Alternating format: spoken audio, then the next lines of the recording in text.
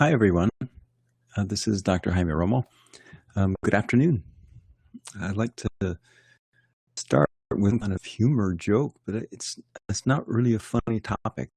Trauma, actually, and having kind of conversation with people about trauma, I'm always trying to find a different word. I mean, there's the adverse experiences, and we'll talk about the ACE study, the Adverse Childhood Experiences study. So, but I do think of when I was applying to college, my essay, they asked, what kind of TV show would you write if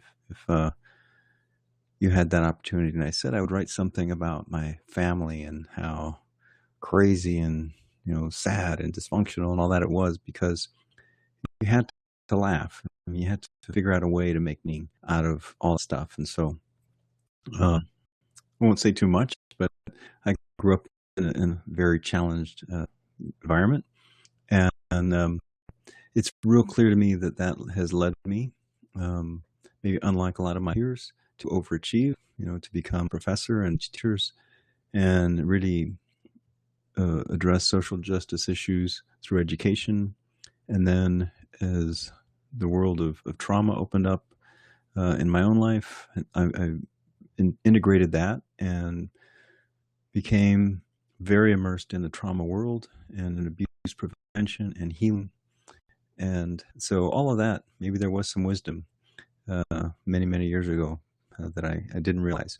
So let's go ahead and uh, begin and just think about, why should we deal with this topic that's so hard to talk about for so many people? Well, one, there's a moral imperative. We need to be help when people are suffering. Whether it's a disaster, a natural disaster, or a violent human act. We intervene. We give people resources. We help people rebuild. There's an economic, and I guess that it's better to prevent traumatic incidents or minimize the damage that can happen on a campus, than to deal with all the lawsuits and the bad press and the loss of funding and that kind of stuff. There's a healthier environment argument or perspective that we're all better off. Faculty, staff, students, we're all going to be able to work to our best capacity when we're in an environment that doesn't re-traumatize people. So that makes it imperative on us to deal with our own traumatic experiences and recognize that everyone carries experiences that can get in the way and that can be triggered and worse, and have people shut down and have experiences that are very, very disorienting and destructive. For school folks, just the improved academic success, and I should say, and social and cultural success, that everyone is empowered so that we have a safe and a fair and just community. And the evidence of that could be related to the studies about employee engagement in whatever sector and work environments, that only 33% are re-engaged in jobs, and about half not engaged, and the rest actively engaged, almost 20%. So that's a lot. And apathy that could be tapped, that could be transformed so that people really learn and thrive, not just for themselves, to help society. So today we're able really to deal with this first layer, that a trauma-informed organization has to start with realizing that trauma is everywhere and impacts people.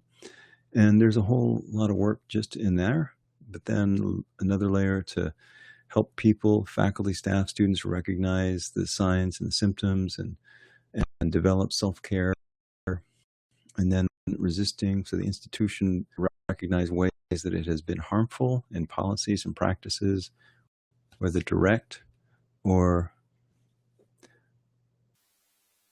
got a message that the sound was bad. I hope it's still working. If you can hear me okay, please type a message in that chat box. That will be helpful.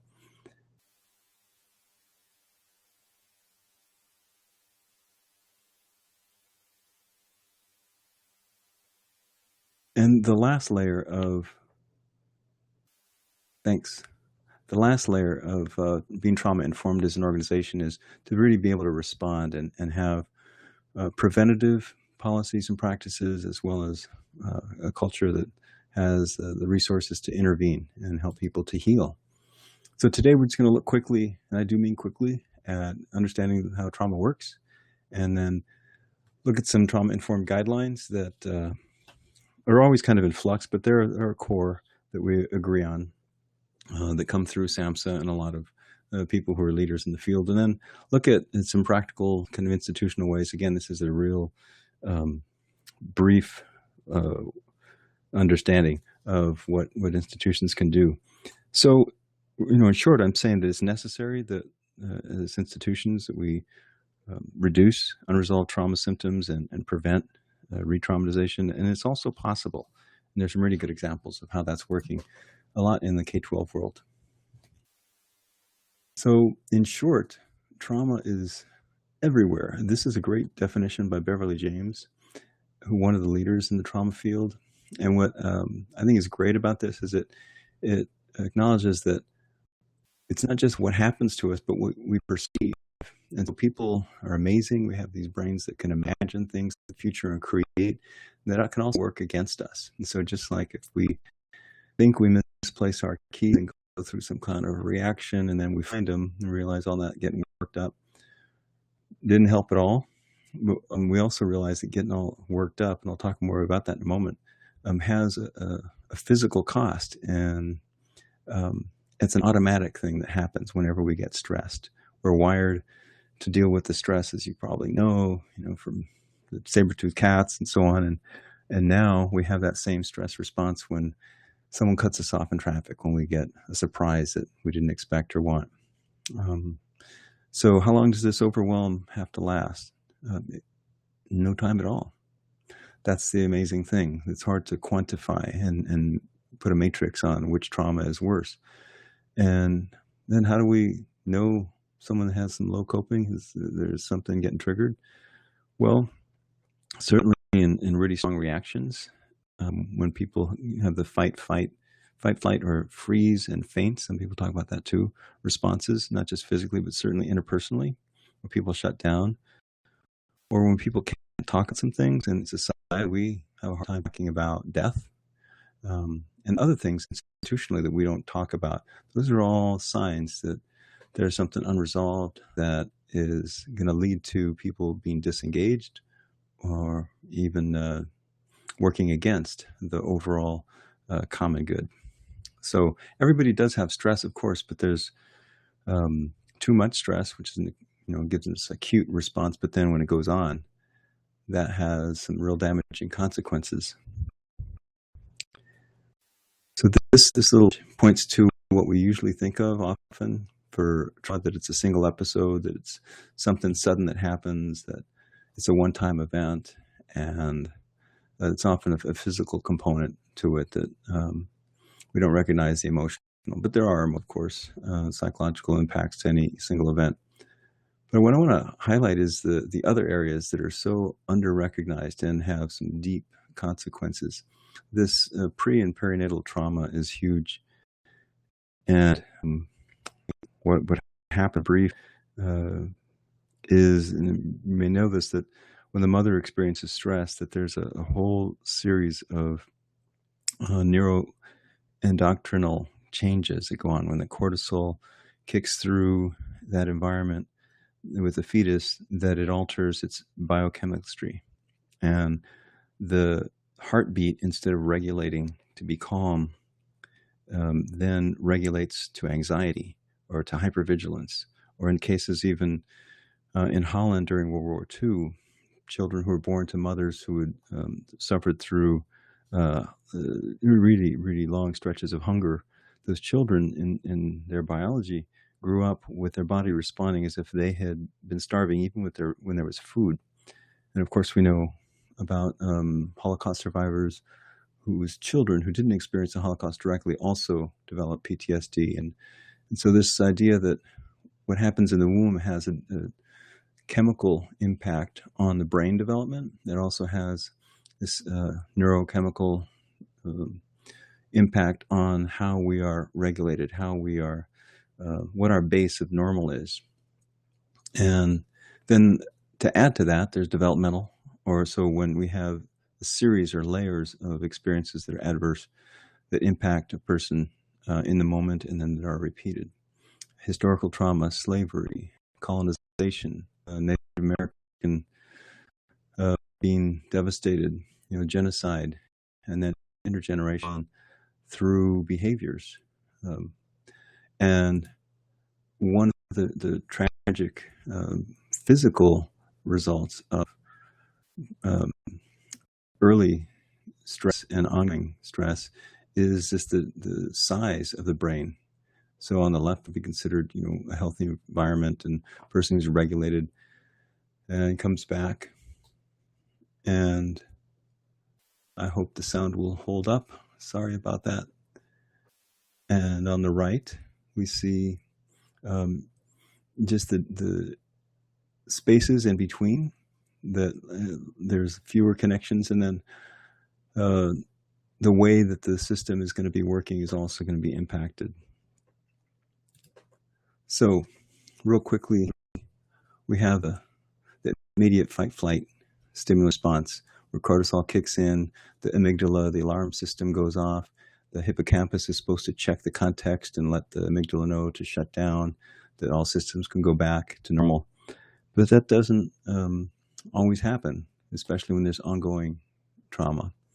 And so we have all those chemicals that are stirred up that impact our bodies, so that people may have the platelets that thicken, that go to the arms and limbs to protect from bleeding. And then those platelets are still floating around, and we get headaches, migraines, and even later on strokes. Our immune system shuts down, and so we're more likely to get ill and not recover as well and age more quickly. Our reproductive system shuts down, so we age more quickly, and on. Digestive system shuts down. We have, digestive problems and so on. So when these things happen over time, Daniel Siegel from Harvard talks about, when the brain fires, it wires, and the paths to get to that fight-flight place get access more quickly and don't reset as quickly. And then the internal mechanisms, the behaviors of avoidance and all those kind of things start to activate more quickly as well. And so since I skipped ahead, let me just mention that we as humans don't reset. And so we're often carrying around this chemical pool that can get triggered again. This is different from animals. Sapolsky has a book called Why Zebras Don't Get Ulcers. And he basically says, animals in the wild, they may have these life and death situations, but they don't stress afterwards. They physically shake it off. Peter Levine has a process he calls somatic experience, where people shake. And there are many kind of trauma-specific treatments that help people to actually reaccess that chemical pool.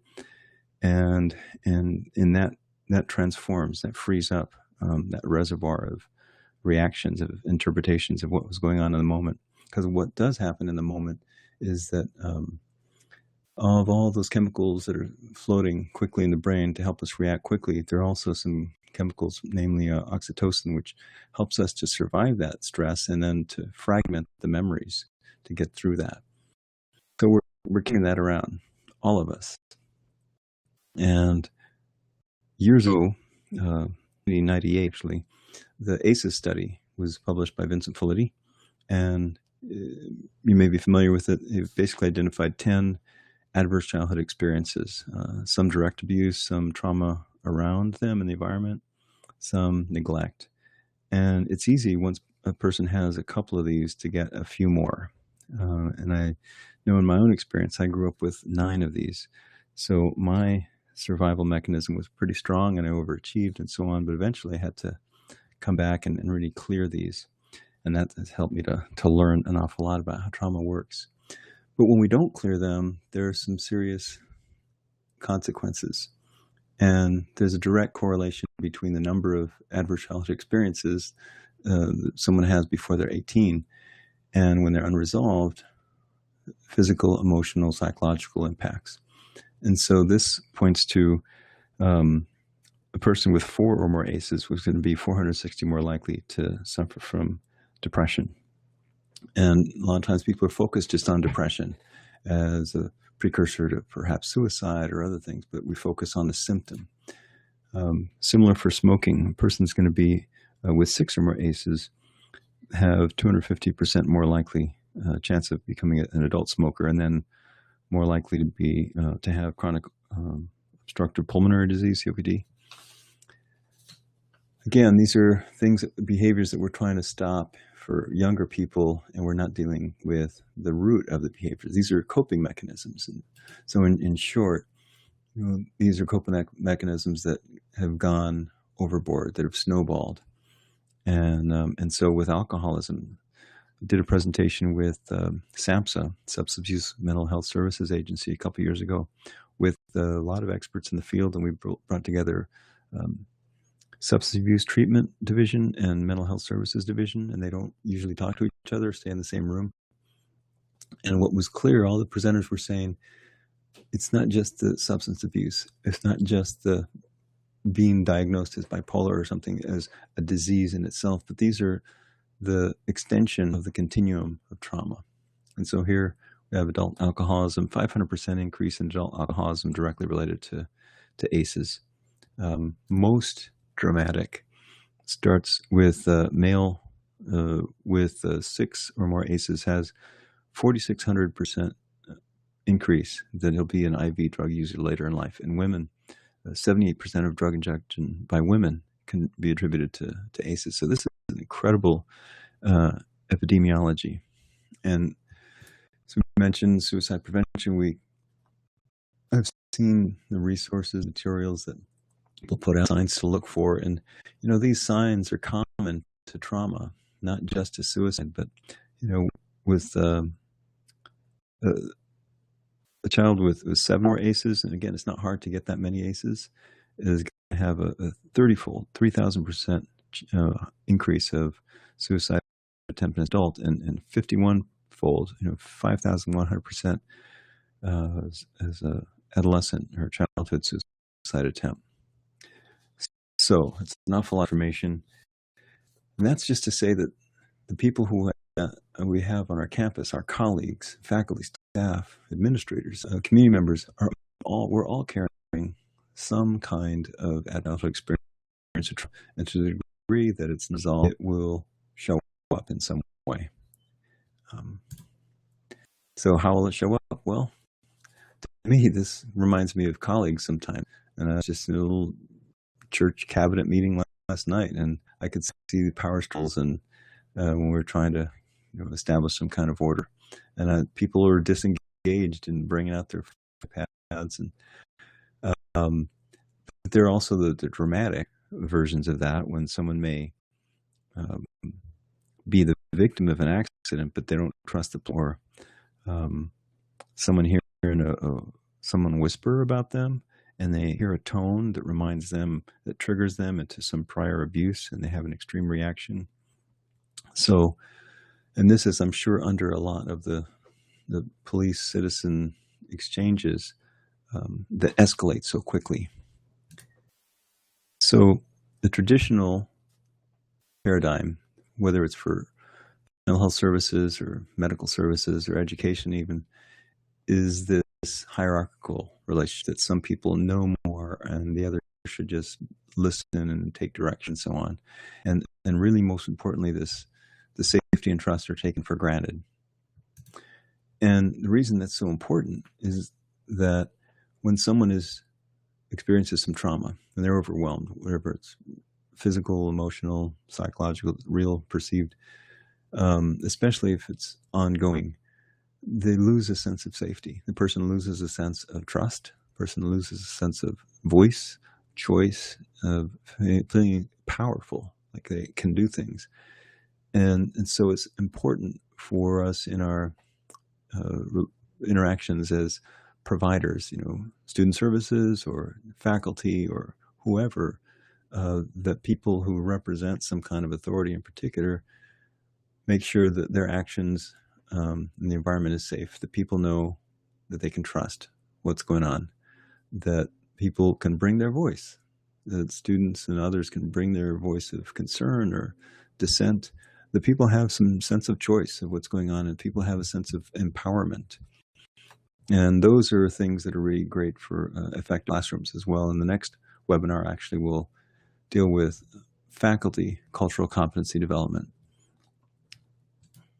So I mentioned those things that get taken away when people are traumatized. And so in short, anything that the university can do to be more transparent and promote trustworthiness, to have peer support and not just a hierarchical or over support. Collaboration and mutuality are great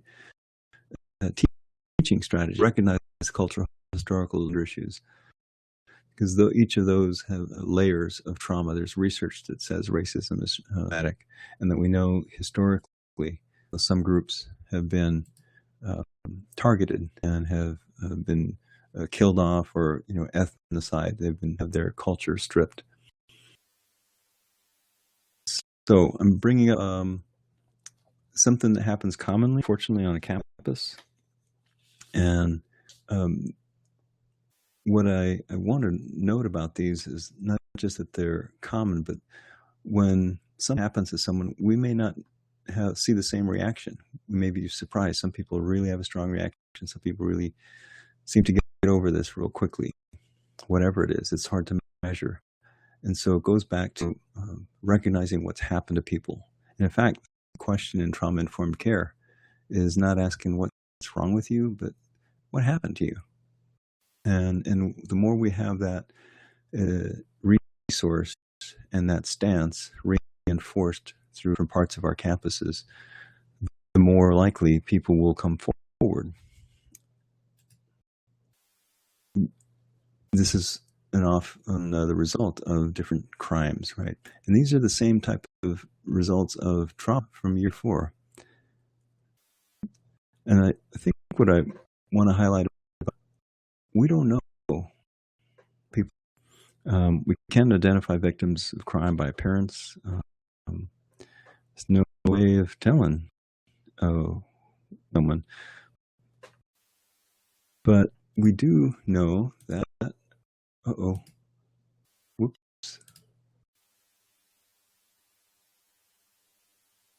that while college students are one of those highest risk groups for victimization, they're also the least likely to report. Of all the different reasons, they want to keep their victimization private.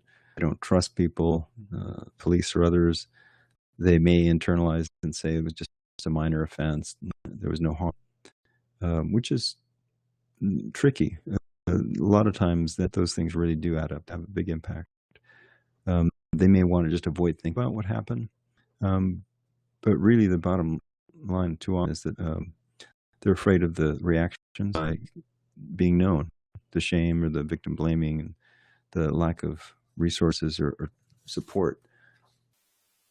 So this is where we need to become coherent trauma-informed campus. So there are individual practices, they're collective, and those could be reflected in the classroom, and then there's certainly on campus itself, so that we have a continuum of resources, and we think through that it's the right thing to do to make sure that people are safe physically, of course, but also financially. To recognize the anxiety people are carrying, debt, and with housing, and our own physical health, that we provide a stable environment. Of course, that's the first step, and there's so much more. And I think that we often stop with that first part. But we have a community of practice that has resources that people, not just to manage stress, but to be more connected, to stay connected with their life experience. And they take care of themselves physically, emotionally, and call it even spiritually, however people define that. But that's part of stress management. And then we actually provide resources internally as well as within the community that allow people to process the day-to-day stressors as well as things that can add up, the carrying around. And finally, that we provide some trauma-specific treatments. And that would be really unusual school, fortunately. So, fortunately, there are schools that are doing this, and there's a great example here near me in San Diego. Cherokee Point is uh, in Lynn Heights. It's a very poor community, a lot of violence, a lot of immigration, a lot of mix of language, a lot of lack of resources, and at the same time have looked at the resources in the community, the parents and students. They've taken a trauma-informed approach. They've educated staff and students, created ways for students to find resources to relate themselves so that their brains can function better.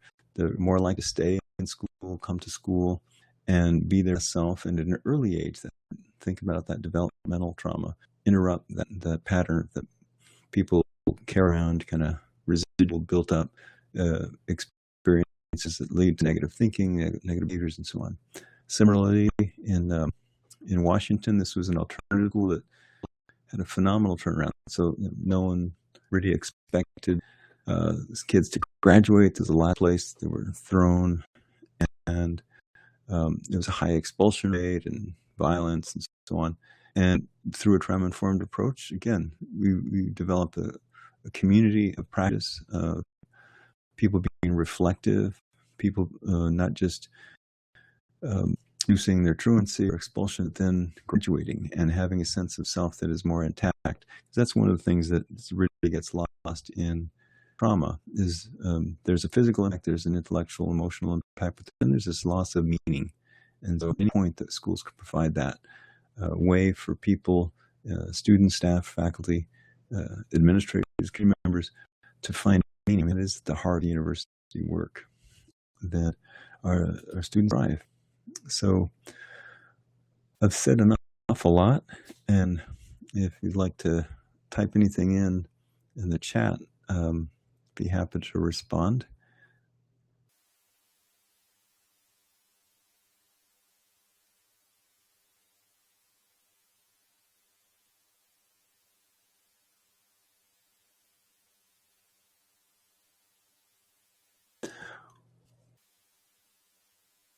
So, thank you.